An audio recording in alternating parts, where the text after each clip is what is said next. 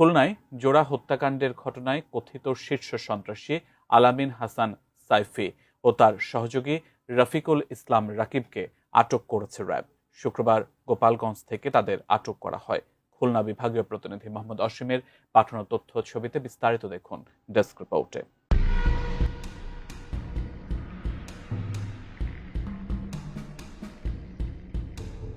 খুলনা নগরীর লবণচোড়া থানার হরিণটানা ৮০ বিঘা এলাকা। গত ১৯ আগস্ট কয়েক ঘণ্টার ব্যবধানে ঘটে দুটি হত্যাকাণ্ড। গুলি ও ধারালো অস্ত্রের আঘাতে প্রাণ হারান মঞ্জুরুল ইসলাম ও নাজমুল। ঘটনার পরপরই মাঠে নামে র্যাব-৬। ঘটনাস্থল পরিদর্শন করে বিভিন্ন আলামত সংগ্রহের পাশাপাশি শুরু হয় ছায়া তদন্ত। মাদক ব্যবসা ও এলাকার নিয়ন্ত্রণ ও আধিপত্য বিস্তারকে কেন্দ্র করেই এমন হত্যাকাণ্ড বলে জানান র্যাব। খুলনা মহানগরীর লবণচোড়া থানাধীন হরিণটানা ৮০ বিঘা নামক স্থানে কয়েক ঘন্টার ব্যবধানে দুইটি নৃশংস হত্যাকাণ্ড সংঘটিত হয়, যেখানে ভিকটিম মোহাম্মদ মঞ্জুরুল ইসলাম পিতা মোহাম্মদ খোকন তাকে তার পিতার সামনে গুলি করে এবং কুপিয়ে তাকে হত্যা করা হয়। তার কয়েক ঘন্টা ব্যবধানে ভিকটিম মোহাম্মদ নাজমুল পিতা মোহাম্মদ মনির হোসেন তাকে ওই একই হত্যাকাণ্ডের স্থল হতে আনুমানিক ১০০ গজ দূরে সেখানেও তাকে গুলি করে এবং কুপিয়ে তাকে হত্যা করা হয়। মুহূর্তে ঘটনাটি স্থানীয় জনসাধারণের মনে ভীতির সঞ্চার করে। সকল জাতীয় দৈনিক, প্রিন্ট এবং ইলেকট্রনিক মিডিয়ায় এই ঘটনাটি ব্যাপকভাবে প্রচারিত হয় এবং দেশবাসীর মনে ভীতি, শঙ্কা এবং অনিরাপত্তার ছায়া ফেলে। আমরা আমাদের তদন্তে অনুধাবন করতে পারি যে খুলনার টুটপাড়ার শীর্ষ সন্ত্রাসী সাইফি এবং তার দল এই হত্যাকাণ্ডের সাথে সম্পৃক্ত রয়েছে। তো পরবর্তী কয়েক ঘন্টায় আমরা এই সাইফিকে আটক করার জন্য খুলনা মহানগরীর বিভিন্ন স্থানে আমরা অভিযান পরিচালনা করি। ফাইনালি আমরা গতকাল অর্থাৎ ২১ আগস্ট ২০২৬ তারিখে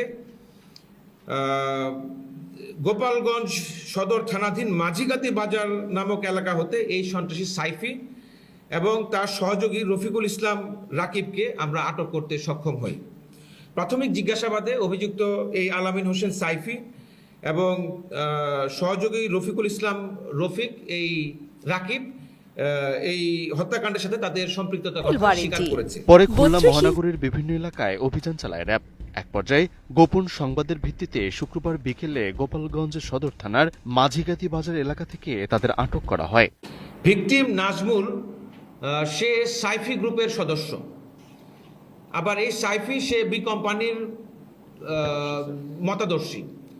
আবার অন কন্ট্রারি তার বিপরীতে এই ভিকটিম মঞ্জুরুল ইসলাম সাইফির বর্ণনা অনুযায়ী মঞ্জুরুল সে রফিক গ্রুপের সদস্য, সন্ত্রাসী গ্রুপের সদস্য এবং এই রফিক সন্ত্রাসী গ্রুপ যারা কিনা পূর্বের যে রোহান পলাশ গ্রুপ ছিল সেই গ্রুপের মতাদর্শী। তো মূলত দুই গ্রুপের আন্তঃকোন্দল, আধিপত্য বিস্তার, মাদক ব্যবসা ও শক্তিমত্তা প্রদর্শনের অসুস্থ প্রতিযোগিতার কারণে এই হত্যাকাণ্ড দুটি সংঘটিত হয়েছে বলে আমরা মনে করছি। তো এই জোড়া হত্যাকাণ্ডে আমরা একটি শটগান, একটি পিস্তল, ৩টি দেশীয় চাপাতি আমরা আটক করতে সক্ষম হয়েছি। বাকি অভিযুক্তদের আটকের ক্ষেত্রে আমাদের অভিযান চলমান রয়েছে। র্যাব জানায় নাজমুল ছিল সাইফের গ্রুপের সদস্য, আর মঞ্জুরুল ইসলাম প্রতিপক্ষ রোহান পলাশ গ্রুপের সঙ্গে সম্পৃক্ত ছিলেন বলে দাবি করছে সাইফ। আমরা সাইফের দেওয়া তথ্য অনুযায়ী যে ওর সাথে ছিল ১৫ থেকে ১৬ জন, এই ১৬ জনের নাম আমরা পেয়েছি পরিপূর্ণভাবে। এছাড়াও রফিক গ্রুপের কারা কারা ছিল সে ভিডিও কলে কয়জনকে দেখেছে, সেখানে সে আমাদেরকে ৯ জনের নাম দিয়েছে যারা কিনা রফিক গ্রুপের সাথে সে আইডেন্টিফাই করতে পেরেছে। সেই নামগুলো আমরা পেয়েছি। তো এই নামগুলো আমাদের কাছে আছে এবং নামগুলো আমরা শেয়ার করে দেব ডিবি থেকে শুরু করে কেএমপির কাছে। আপনার প্রথম প্রশ্ন যেটি যে সেগুলো রাজনীতির সাথে জড়িত আছে কিনা, আমরা কথা বলেছি। আমরা কোনো ধরনের রাজনৈতিক সংশ্লিষ্টতা আমরা পাইনি এখানে। আর এই হত্যাকাণ্ডের কারণ সম্পর্কে যেটি আপনি বলেছেন যে এটা এই যে দুইটা গ্রুপ, এই দুই গ্রুপ আসলে কি, এখানে মাদক, এই মাদকের টাকা ভাগাভাগি বা কে কোন এলাকায় মাদক বিক্রি করবে, এই যে তাদের আধিপত্য বিস্তার বা আন্তঃকোন্দল, এই আন্তঃকোন্দল থেকেই মাদকের টাকা ভাগাভাগি নিয়ে এবং কে কোন এলাকায় মাদক বিক্রি করবে এই যে দায়িত্বের বন্টন নিয়েই তাদের মধ্যে রেশারেশির মাধ্যমে এই দুই গ্রুপের মধ্যে থেকে এই দুইটি মার্ডার সংঘটিত হয়েছে। অভিযানে একটি শর্টগান, ৩টি পিস্তল ও ৩টি দেশীয় চাপাতি উদ্ধারের কথা জানিয়েছে র্যাব। জোড়া হত্যাকাণ্ডে জড়িত অন্যদেরও আইনের আওতায় আনতে অভিযান অব্যাহত রয়েছে বলে জানিয়েছে এই সংস্থাটি। Desk report,